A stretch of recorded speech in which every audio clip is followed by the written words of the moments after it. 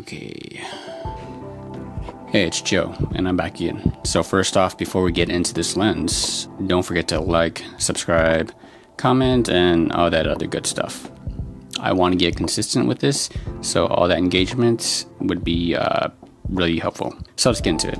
Now, in looking at the videos on my channel, my Olympus lens video has the most views. So that's prompted me into looking at other power zoom lenses on Micro Four Thirds. In doing this, I find that Olympus doesn't have any other power zoom lens. So instead, we've got the Lumix G X Vario 45-175 power zoom lens. Much like the Olympus 12-50, you don't twist or turn the lens to zoom. With this lens, you push a lever on the side and the internal parts zoom for you. An interesting thing to note is that this 45-175 is a complementary to another Lumix lens, the 14-42 power zoom lens. However, I'd say the Olympus 12-50 is actually a better partner to this lens. The reason being is that both lenses have internal zooming, meaning that no matter what focal length these lenses are at, they stay one size. And they're also very similar in size, making them fantastic for gimbals and keeping a minimal kit. Now, in terms of the build quality, it's very plastic with a rubber texture on the zoom ring, though I'd stick to the lever for all my zooming. But the cheap feeling is not the worst part. Instead, it's the rattling. The power OIS in the lens means that the inner elements will move a little bit when the lens is not powered by a camera.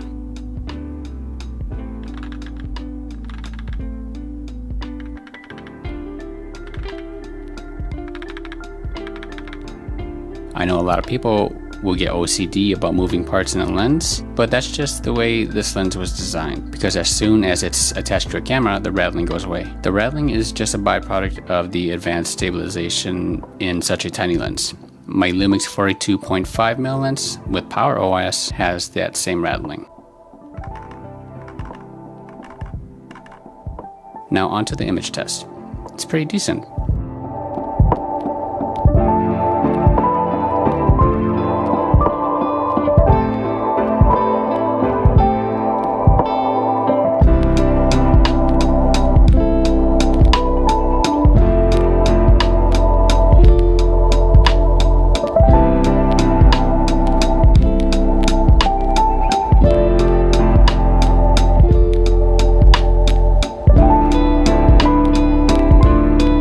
Keep in mind, it's a zoom lens that is well over 10 years old now. Simply put, it's sharp enough. I used to have the Lumix 45-200, and this 45-175 is definitely sharper, which is kind of shocking because the 45-200 was considerably bigger even when not zoomed out. But overall, much like the Olympus 12-50, this lens displays a lot of its value outside of image quality. It's a power zoom lens that zooms internally and is extremely compact. There's something to be said about the fact that this is what a 90-350mm full frame equivalent lens looks like on a Micro Four Thirds camera. So long as your expectations are set, this can totally be worth it, especially if you find it for a good price. Partner this lens with the Olympus 12-50 and you basically have all your focal range needs covered without either lens ever expanding in size. No way you're getting this versatility on an APS-C or full frame lens. So that does it for this lens overview. Once again, thanks for watching this, guys, and don't forget to like, comment, and subscribe, and also ring that bell notification too, just to make sure you get notified of videos. So catch you next time, guys. Thanks for watching.